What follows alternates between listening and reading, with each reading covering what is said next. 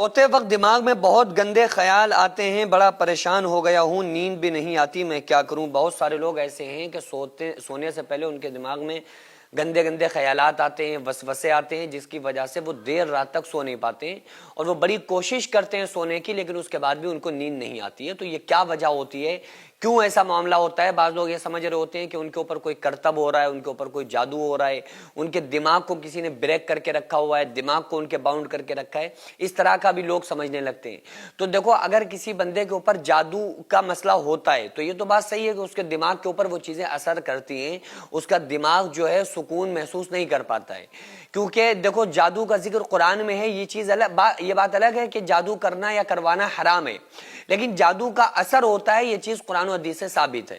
تو لیکن آج کے دور میں جلدی کوئی کسی پر جادو کر نہیں رہا ہوتا ہے، عام طور پر دوسری پریشانیاں، دوسری باتیں ہوتی ہیں جس کی وجہ سے بدسکونی آتی ہے۔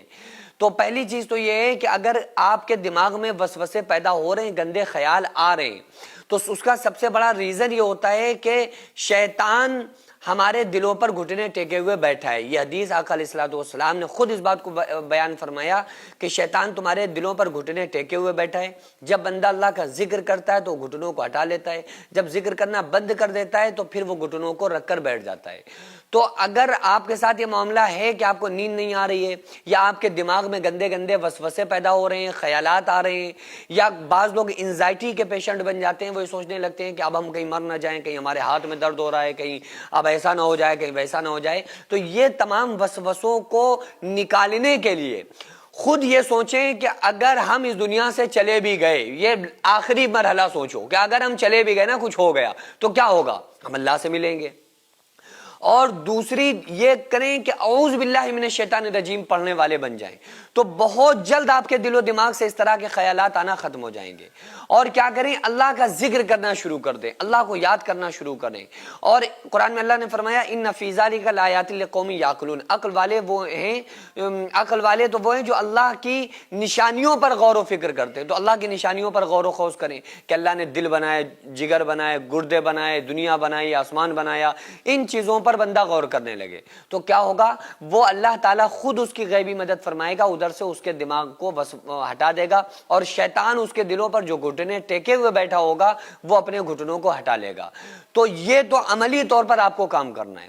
دوسرا کام کیا ہے کہ اگر آپ کو پھر بھی یہ لگ رہا ہے کہ آپ کا دماغ پوری طرح سے باؤنڈ ہوتا جا رہا ہے، آپ کا دماغ ہر وقت، آپ کے دماغ کے اندر وسوسے اور خیالات آ رہے ہیں اور آپ کا دماغ کنٹرول سے باہر ہوتا جا رہا ہے، تو پھر آپ کو خصوصی طور پر درود پاک کی کثرت کرنا چاہیے، کیونکہ بعض مرتبہ ایسا ہوتا ہے کہ اوپری کچھ مسئلوں کی وجہ سے انسان کا ذہن پوری طرح سے باؤنڈ ہوتا چلا جاتا ہے۔ تو اس وقت درود پاک کی زیادہ سے زیادہ کثرت کریں، اور ایک کام یہ کریں کہ گلاس میں پانی لیں اور اس میں 121 مرتبہ درود پاک پڑھیں، اور 121 مرتبہ اعوذ باللہ من الشیطان الرجیم پڑھیں، اعوذ باللہ من الشیطان الرجیم، اعوذ باللہ من الشیطان الرجیم پڑھ کے دم کریں اور اس پانی کو پی لیں۔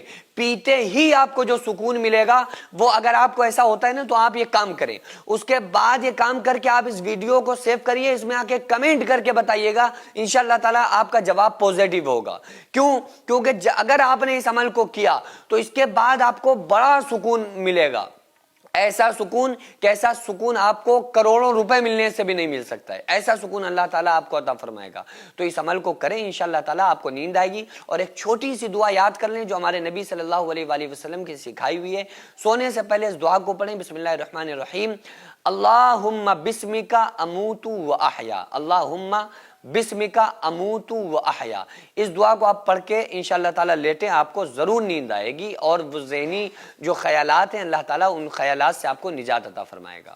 سردیوں کا موسم شروع ہو چکا ہے، ہم اور آپ بہترین اپنے کپڑوں اور لحاف کا انتظام کر رہے ہیں۔ آغازیہ ویلفیئر سوسائٹی جو ہر سال یہ غریبوں کی امداد کرتی ہے، غریبوں کو کمبل تقسیم کرتی ہے تاکہ غریبوں کے بھی بچے آرام سے سردیوں کی راتیں बसर कर सकें। लिहाजा हमारी आपसे दरख्वास्त यही है कि जिस तरह आप अपने घर वालों के लिए, अपने बच्चों के लिए अच्छे से अच्छा इंतज़ाम करते हैं, हमें ये चाहिए कि हम उन गरीब बच्चों और उन गरीब लोगों के बारे में भी सोचते रहें जो सर्दी से अपनी रातें बहुत दुश्वारी के साथ गुजारते हैं। और हम सब मिलकर ये इरादा करें कि इंशाअल्लाह ताला इस सर्दी में आने वाली ठंड में किसी को भी हम इस तरह से ठिठुरता हुआ सोने नहीं देंगे। लेकिन इतना बड़ा काम अकेले बिल्कुल भी मुमकिन नहीं है। जाहिर है कि ये आपकी इमदाद से ही हम इस तरह से बड़े तौर पर इमदाद कर सकते हैं। तो आप तमाम लोगों से गुजारिश है कि जो स्क्रीन पर आगाजिया वेलफेयर सोसाइटी का अकाउंट नंबर और स्कैनर नजर आ रहा है, इस पर ज्यादा से ज्यादा आप लोग ताउन करें। तो कम से कम एक कंबल आप अपने गरीब बहन भाइयों तक जरूर पहुंचाएं। सदका और इमदाद तो तमाम लोग करते हैं, लेकिन हमारा पैसा सही जगह पर पहुंच रहा है या नहीं पहुंच रहा है, ये एक बड़ी अहम बात होती है। तो इसलिए आप लोग जानते हैं कि अल्हम्दुलिल्लाह हमारी आगाजिया वेलफेयर सोसाइटी हर तरह से गरीबों के काम आती है। तो आप लोगों से खुसूसी गुजारिश है कि बिल्कुल भी देरी ना करें, ज्यादा से ज्यादा आप लोग ताउन करें।